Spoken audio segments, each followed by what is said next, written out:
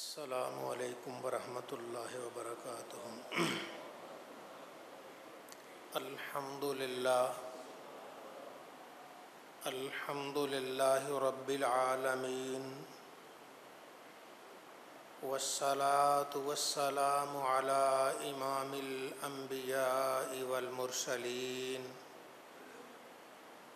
وعلی آلہ واصحابہ اجمعین، اما بعد فاعوذ باللہ من الشیطان الرجیم، بسم اللہ الرحمن الرحیم۔ ان الذین قالوا ربنا اللہ ثم استقاموا تتنزل علیہم الملائکہ الا تخافوا ولا تحزنوا وَأَبْشِرُوا بِالْجَنَّةِ الَّتِي كُنْتُمْ تُوعَدُونَ نَحْنُ أَوْلِيَاؤُكُمْ فِي الْحَيَاةِ الدُّنْيَا وَفِي الْآخِرَةِ وَلَكُمْ فِيهَا مَا تَشْتَهِي أَنفُسُكُمْ وَلَكُمْ فِيهَا مَا تَدَّعُونَ نُزُلًا مِّنْ غَفُورٍ رَّحِيمٍ۔ صدق اللہ مولانا العظیم۔ اللہ رب العزت کا ارشاد گرامی، ان الذین قالوا ربنا اللہ، بے شک وہ لوگ جنہوں نے کہہ دیا ہمارا رب، ہمارا پالنے والا، ہمارا پروردگار اللہ ہے، ثم استقاموا، پھر اس بات پر پکے ہو گئے، ڈٹ گئے، استقامت اختیار کی، تتنزل علیہم الملائکہ، ان پر فرشتے نازل ہوتے ہیں۔ کیا کہتے ہیں؟ اللہ تخافوا، تمہیں خوف کھانے کی ضرورت نہیں، ڈرنے کی ضرورت نہیں، ولا تحزنوا، پریشان اور غم کھانے کی ضرورت نہیں، وَأَبْشِرُوا بِالْجَنَّةِ الَّتِي كُنْتُمْ تُوعَدُونَ، تمہیں مبارک ہو اس جنت کی جس جنت کا تم سے وعدہ کیا جا رہا ہے۔ نَحْنُ أَوْلِيَاؤُكُمْ فِي الْحَيَاةِ الدُّنْيَا وَفِي الْآخِرَةِ، ہم تمہارے یار ہیں، ہم تمہارے مددگار ہیں، دنیا میں بھی اور آخرت میں بھی۔ اللہ رب العزت کی عنایت بندے پر ہو جائے، بندہ رب کی بارگاہ میں جھک جائے تو اللہ تعالیٰ کا فرشتے اس پر نازل ہوتے ہیں اور اسے کہتے ہیں ڈرتے کیوں ہو، گھبراتے کیوں ہو؟ دنیا میں نہ ڈرنے کی ضرورت ہے نہ گھبرانے کی ضرورت ہے، بلکہ تمہیں مبارک ہو اس جنت کی جس جنت کا وعدہ اللہ نے فرمایا ہے۔ ہم تمہارے یار ہیں۔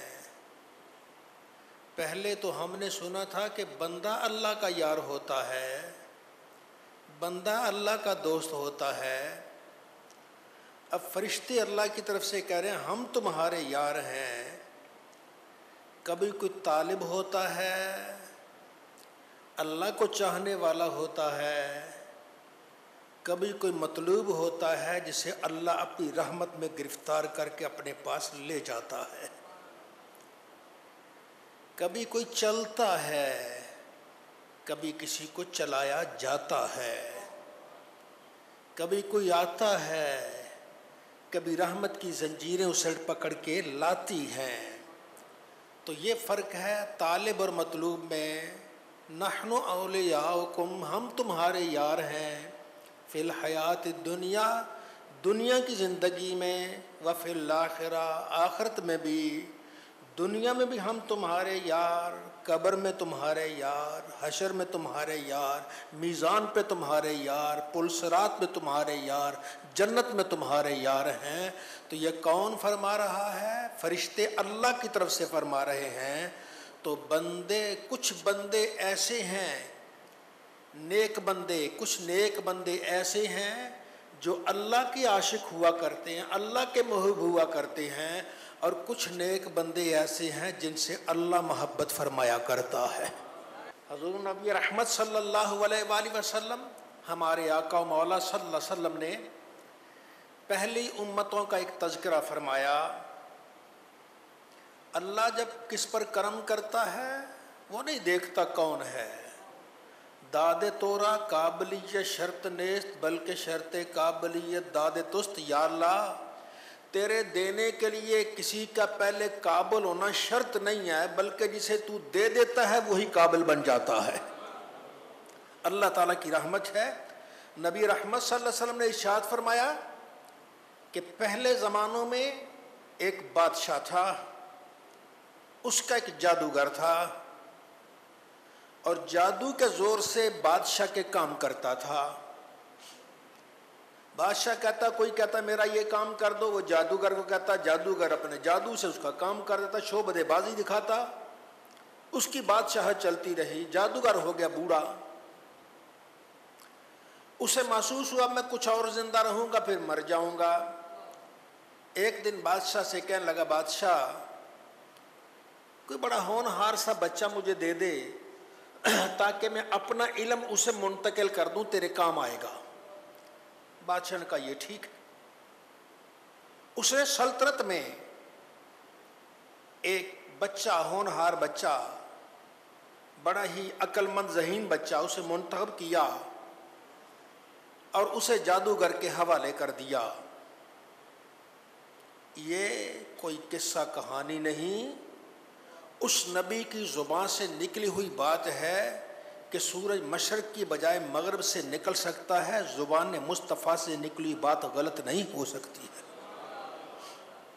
یہ صحیح مسلم کی حدیث پاک ہے۔ رحمت دو عالم صلی اللہ علیہ وسلم نے ارشاد فرمایا، اس بادشاہ نے ایک بچہ تلاش کیا اور بچہ اس کے سپرد کر دیا۔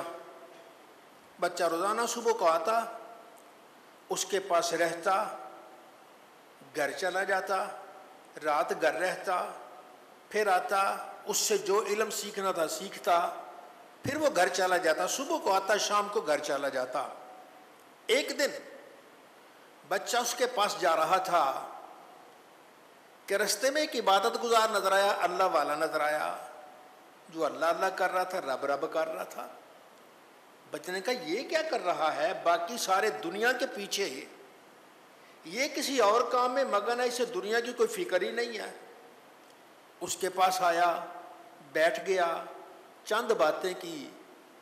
اب اس کی باتیں بچے کے دل میں بیٹھ گئیں، پسند آئیں۔ اس نے کہا یہ بھی اچھا ہے، میں جس کے پاس جاتا ہوں وہ بھی ٹھیک ہے، پر یہ بھی اچھا ہے۔ اب وہ اس کے پاس زیادہ رہنے لگا۔ جب اس کے پاس زیادہ رہتا، وہاں لیٹ پہنچتا تو جادوگر مارتا کہتا لیٹ کیوں آئے ہو؟ تو اسے سکھا دیا تھا کہ کہہ دینا مجھے گھر والوں نے لیٹ بھیجا ہے۔ گھر جب واپس جاتے پھر اس کے پاس بیٹھ جاتا، اللہ والے کے پاس۔ گھر جاتا، گھر والے لیٹ کہتے، لیٹ کیوں آئے ہو، دیر سے کیوں آئے ہو؟ وہ جادوگر کا نام لے دیتا۔ کام چلتا رہا، ادھر اللہ والے کے پاس بھی بیٹھتا رہا، جادوگر کے پاس بھی بیٹھتا رہا، اللہ بھی سیکھتا رہا، جادو بھی سیکھتا رہا۔ دونوں کام یہ چلتے رہے ہیں، دونوں کام بالکل متضاد، الٹ ہیں، لیکن بچہ دونوں سیکھتا رہا، ذہین بچہ تھا۔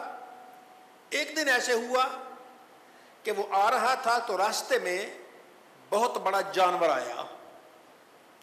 مسلم شریف میں تو صرف جانور لکھا ہے، تو بعض حدیث کی کتابوں میں شیر کا لفظ آیا ہے۔ لوگ ڈر گئے، یہ مار دے گا، یہ کھا دے گا، کسی کو زخمی کر دے گا، شیر ہے۔ اس نے پتھر لیا چھوٹا سا، اور پتھر مار کہتا یا اللہ اگر جادوگر سے یہ راہب یہ اللہ والا تجھے زیادہ پسند ہے تو میرے اس پتھر سے اس شیر کو مار دے. اتنا کہنا سے پتھر یوں مارا, پتھر شیر کے ماتھے پہ لگا, شیر مر گیا. اب لوگوں نے اس بچے کو اٹھا لیا, واہ بھائی واہ تو کمال کا آدمی نکلا. اب جب وہ جاد اپنے استاد راہب کے پاس پہنچا, کہنے لگا بیٹا آج تو مجھ سے افضل ہو گیا ہے, میں تو یہ کام نہیں کر سکا, تو کر گیا ہے. اب ایک مہربانی ہے, جو اس مرتبے پہ پہنچتا ہے نا اس پر آزمائشوں کا دور شروع ہو جاتا ہے. اب تیرے لیے سکھ چین نہیں, دنیا میں مصیبتیں ہوں گی. خدا کے لیے میرا نام نہ بتانا, میں بوڑھا ہو گیا ہوں, اب میں یہ یہاں کر رہا ہوں, تیری مہربانی میرا نام نہ بتانا.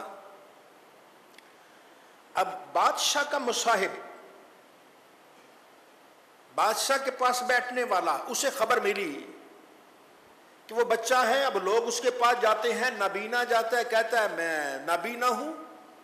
تو بچہ کہتا ہے کہہ دے لا الہ الا اللہ, پڑھ کلمہ. اور بچہ ایسے اس کی آنکھ پہ ہاتھ لگاتا, بینا ہو جاتا. کوئی کہتا ہے میں بہرا ہوں, بچہ کہتا ہے پڑھ دے لا الہ الا اللہ, کلمہ پڑھ دے. وہ کلمہ پڑھتا, ادھر سے ایسے لگاتا ایسے کرتا, اللہ تعالیٰ اسے بینائی, وہ اسے سنوائی عطا کر دیتا. بندہ کچھ نہیں کر سکتا, کرتا اللہ ہی ہے.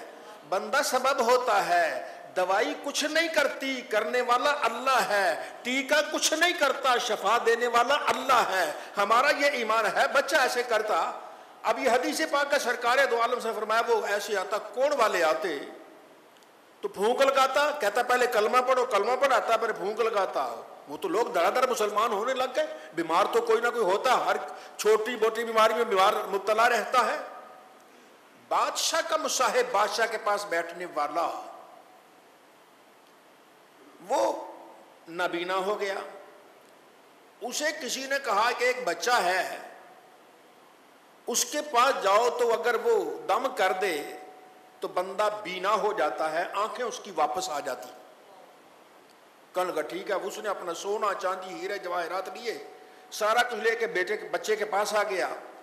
کہنے لگا بیٹا اگر تو مجھے بینا کر دے یہ سب کچھ تیرا.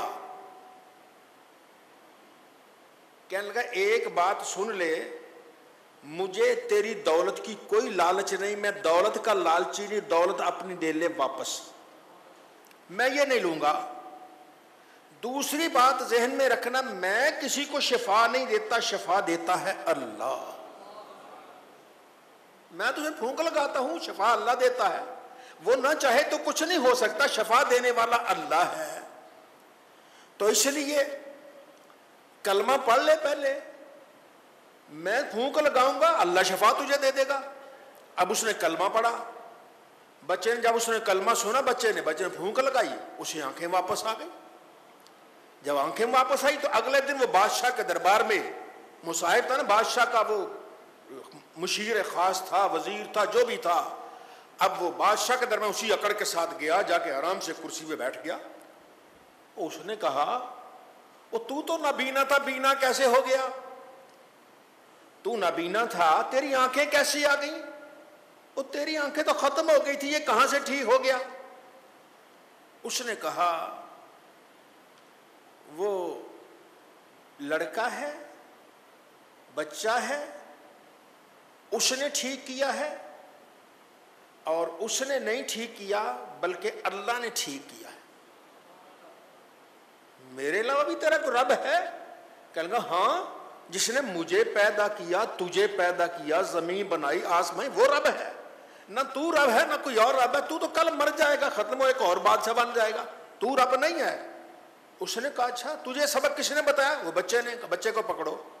اب بچے کے پاس آ گئے, بچے کو بادشاہ نے پکڑ لیا. کہنے لگا واہ بھائی واہ, تو کمال کا بن گیا, اب میرے خصوصی کام آئے گا. کہنے لگا تیرے کام نہیں آؤں گا, میں تو اللہ کا راستہ بتاتا ہوں, تو کون ہوتا ہے؟ کہنے لگا یہ سبق تجھے کس نے بتایا؟ کہنے لگا فلاں بابے نے, راہب نے بتایا. اب جو راہب اللہ والے کے پاس آ گئے, اللہ والے سے کہنے لگا دین سے پھر جا. کہنے لگا یہ تو نہیں ہو سکتا, دین سے پھر جا. کہنے لگا نہیں, بوڑھا ہو گیا ہوں، رب رب کر کے آخری عمر میں پھر جاؤں گا. اس نے آرا منگوایا، یہ ایسے چیر دیا اندر سے 2 حصوں میں، ایک حصہ ادھر گر گیا، ایک حصہ ادھر گر گیا. پہلے یہ بھی ظلم ہوتا تھا. جو گویم من مسلمانم بلرزن کے دانم مشکلات لا الہ را. جب میں کہتا ہوں لا الہ الا اللہ تو لرزتا بھی ہوں، اس کی مشکلیں بھی جانتا ہوں. یہ آسان، یہ تو اب ہم آرام سے ہیں، اللہ کی مہربانی ہے. ایک آزاد ملک میں رہ رہے ہیں، نمازیں پڑھ رہے ہیں، جمعے پڑھ رہے ہیں، ہمیں کوئی تکلیف نہیں ہے. ایسے علاقے بھی ہیں جہاں اللہ کا نام لینا بڑا مشکل ہے، نماز پڑھنے والوں کو ختم کر دیا جاتا ہے. رشیا کے علاقے میں 70 سال تک کوئی اللہ کی عبادت نہیں کر سکتا تھا. ایسا وقت ابھی گزرا ہے. تو اب بھی ایسے ملک ہیں جہاں رب کا نام نہیں لینا جرم ہے. تو ہمیں شکر کرنا چاہیے. یہی تھوڑی اللہ کا انعام ہے کہ پروردگار نے اس خطے میں ہمیں پیدا کر دیا، وہاں رہنے دیا. ہم چاہیں ساری رات نفل پڑھتے رہیں، ہمیں کوئی پوچھنے والا نہیں. پورا قرآن پڑھتے رہیں، ہمیں کوئی پوچھنے والا نہیں. درود پاک پڑھیں، محفل سجائیں، ہمیں کوئی پوچھتا نہیں ہے. یہ اللہ کی مہربانی ہے. تو بہرحال اس بچے کو، وہ اس راہب کو بلایا، راہب کو چیر دیا. اب بچے سے کہا بچے پھر جا. بچے نے کہا میں نہیں پھرتا. اس مصاحب سے کہا تو بھی پھر جا، دیکھ لے کیا حال ہوا بابے کا. کہنے لگا میں بھی نہیں پھرتا. وہ وزیر اس کا مشیر تھا، کہتا میں بھی نہیں پھرتا. یہ کہنے لگا تجھے اس سے زیادہ دولت دوں گا، اس سے بڑا عہدہ دوں گا، اس سے بڑی تجھے منصب دوں گا، پھر جا واپس آ جا. پاؤں کی ٹھوکر پہ رکھتا ہوں جلال خسروی، میرے آقا میرے مولا رحمت للعالمین. جو نبی کا دیوانہ ہو جاتا ہے دنیا کی بادشاہ کو پاؤں کی ٹھوکر سے اڑا دیتا. حضور نبی رحمت صلی اللہ علیہ وسلم نے ارشاد فرمایا، اس سے کہا واپس آ جاؤ. کہنے لگا نہیں. کہنے لگا پہلے کا اشر دیکھا بابے کا 2 حصوں میں. کہتا جو مرضی کرنا کر لو.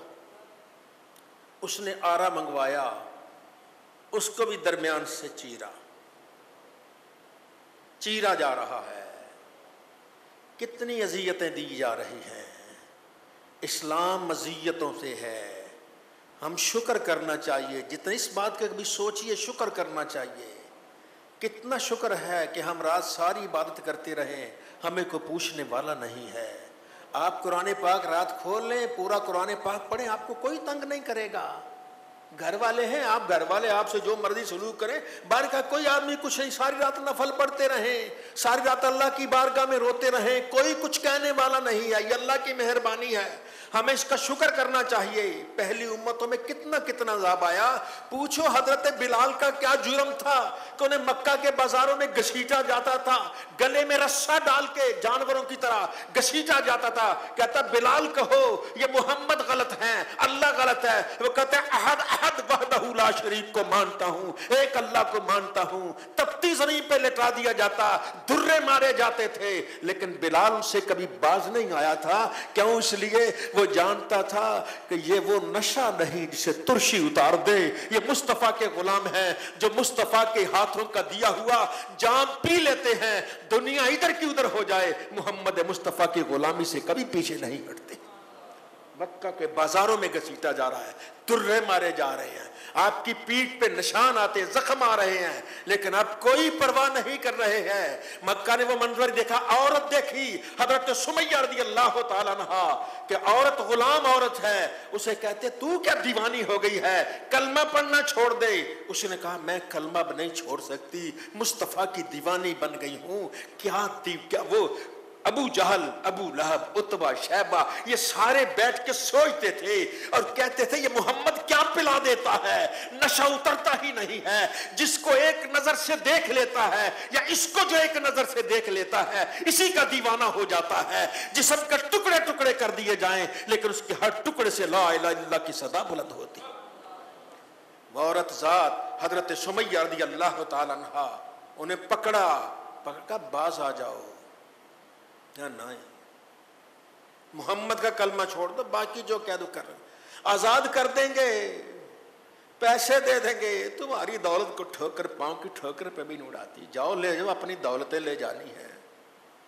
پھر انہوں نے ایسے کیا. ابو جہل اس نے نیزہ لیا، نیزہ ان کے پیٹ میں مارا. لوگ کٹھے ہیں، تماشا دیکھ رہے ہیں جیسے جانوروں کا تماشا ہوتا ہے. انسان کی یہ قدر و منزلت تھی. ایک نیزہ مارا، نیزہ پیٹ میں جاتا ہے، جیسے ہی پیٹ میں جاتا آواز آتی ہے فزت ورب الکعبہ، کعبہ کے خدا کی قسم میں زندگی کی بازی جیت کے جا رہی ہے. کلمہ پڑھتے ہوئے اللہ کو پیاری ہو جاتی ہے. ان کے شوہر کو پکڑ لیتے ہیں، حضرت یاسر رضی اللہ تعالیٰ عنہ کو. اسے پکڑتے کہتے وہ تو عورت تھی، کم عقل تھی، اسے کسی چیز کا پتہ نہیں ہے. تو بڑا عقل والا ہے، تو بڑا سمجھ والا ہے، اور تو واپس آ جا اپنے دین میں. کہنے لگا نہیں، میں واپس آنے والا نہیں. اور بعض میں انہیں مار دیا گیا، بعض روایات میں اتنا بے دردی سے مارا گیا. 2 اونٹ منگائے جاتے ہیں، ایک اونٹ مشرق کی طرف منہ، ایک اونٹ مغرب کی طرف. آپ کی ایک ٹانگ ایک اونٹ سے باندھ دی گئی، دوسری ٹانگ دوسرے اونٹ سے باندھ دی گئی. دونوں اونٹوں کو نیزے مارے گئے. اونٹوں کو تکلیف ہوئی، اونٹ مخالف سمت دوڑتے ہیں، ان کا جسم چڑ جاتا ہے اور جسم کے ہر بال سے نکلتا ہے لا الہ الا اللہ، لا الہ الا اللہ. چو گویم من مسلمانم بلرزم کہ دانم مشکلات لا الہ. آئیے اس لا الہ الا اللہ کی قدر کیجئے، اس کلمہ کی حفاظت کیجئے، اپنے اللہ کو یاد کیجئے، اٹھتے بیٹھتے سوتے جاگتے اس کا ورد کیجئے، اپنے بچوں کو سکھائیے. یہ وہ کلمہ طیبہ ہے، ساری دنیا اس کی دولت نہیں بن سکتی ہے. یہ وہ کلمہ طیبہ ہے، 7 آسمان و زمین ایک پلڑے میں رکھ دیے جائیں، کلمہ طیبہ کی ضرب لگا دی جائے، کلمہ طیبہ توڑ کے رکھ دیتا ہے. یہ کلمہ طیبہ وہ ہے، اگر ساری کائنات کے گناہ ایک پلڑے میں رکھ دیے جائیں، صرف ایک مرتبہ کلمہ شریف رکھ دیا جائے، وہ ان سارے گناہوں پہ بھاری ہو جاتا ہے. اللہ تعالی ہم سب کو کلمہ طیبہ سے والہانہ عشق و مستی عطا فرمائے.